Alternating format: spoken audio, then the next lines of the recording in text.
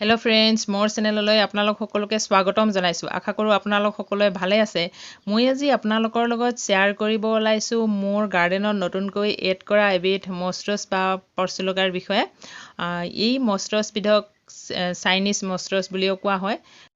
ই এবিধ ছিংগেল পেটেলৰ মষ্টৰছ হয়, কাৰণ ইয়াৰ পাহি এটাই থাকে। আমাৰ সাধাৰণতে যিবিলাক মষ্টৰছ আছে সেইবিলাক ডাবল পেটেলৰ হয়, আৰু মানে গোলাপৰ নিচিনা যিটো সেইটো হয়। আৰু ইয়াৰ পাতবিলাকো একদম মষ্টৰছৰ নিচিনাই, অলপ সৰু হয়।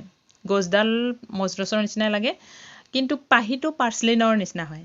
যিবিলাক ফুলবিলাক হয় সেইবিলাক ছিংগেল পেটেলৰ পাৰ্চলিনবিলাকৰ নিচিনাই লাগে ফুলবিলাক।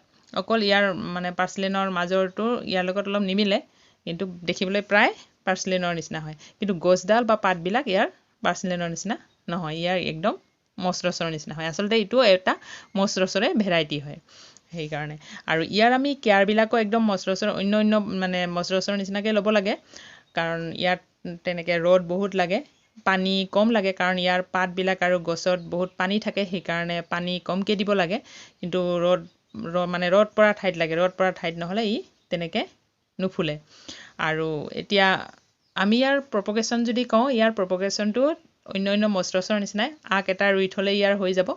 ইয়াক আমি গুটিৰ পৰাও লগাব পাৰোঁ, কাৰণ ফুলটো ফুলি যোৱাৰ পিছত ইয়াত গুটি হয়, আৰু গুটিবিলাক মানে সৰু সৰুকৈ বহুত গুটি হয়, আৰু সেই গুটিবিলাকৰ পৰাও আৰু নতুন গছ গজি উঠে। ইয়াক আমি দুই ধৰণে লগাব পাৰোঁ, গুটিৰ পৰাও আৰু কাটিঙৰ পৰাও, তেনেকৈ দুই ধৰণে ইয়াক লগাব পাৰোঁ। এইডাল যেতিয়া মই আনিছিলোঁ তেতিয়া এডাল সৰু ঠাল আনিছিলোঁ, আৰু সেইকাৰণে মই এটা সৰু কাপতে লগাই থৈছোঁ। এই কাপটোতে এনেকৈ আছে, আৰু ইয়াতে মই আৰু ইয়াৰ পৰা যিবিলাক সৰু সৰু মানে ঠাল ছিগিছে সেইবিলাক মই ইয়াতে মানে থৈছোঁ, আৰু তেনেকৈ ই শিপা ওলাই গৈছে। অলপ ডাঙৰ হ'লে ইয়াক মই ৰিপৰ্ট কৰিম, আৰু তেতিয়া ডাঙৰ টাবত দিলে ই নিশ্চয় আৰু ভালকৈ মানে গ্ৰ'থ হ'ব ইয়াৰ তেনেকৈ। সেইকাৰণে মই এতিয়ালৈকে ইয়াতে ৰাখি লৈছোঁ। ইয়াত অকল কক'পিট দি এনেকৈ ৰাখিছোঁ, কিন্তু যেতিয়া মানে টাবত লগাম তেতিয়া মাটিটো মই এনেকৈ প্ৰস্তুত কৰিম যে অইল ড্ৰেইন, কাৰণ অন্য মষ্টৰছবিলাকত যেনেকৈ আমি অইল ড্ৰেইন চইল মানে ব্যৱহাৰ কৰোঁ, ইয়াতো তেনেকৈ কৰিব লাগিব। এই ফুলবিধক তেনেকুৱা ৰিচ চইল নালাগে, অকল ইয়াৰ মানে অলপ সাৰ দি লগাই দিলে হৈ যাব। আৰু ইয়াত অকল পানী আৰু ৰ'দৰ কথা মন কৰিব লাগিব। পানী আৰু ৰ'দ যদি আমি ঠিকভাৱে দিব পাৰোঁ, তেতিয়াহ'লে ই ধুনীয়াকৈ ফুলিব।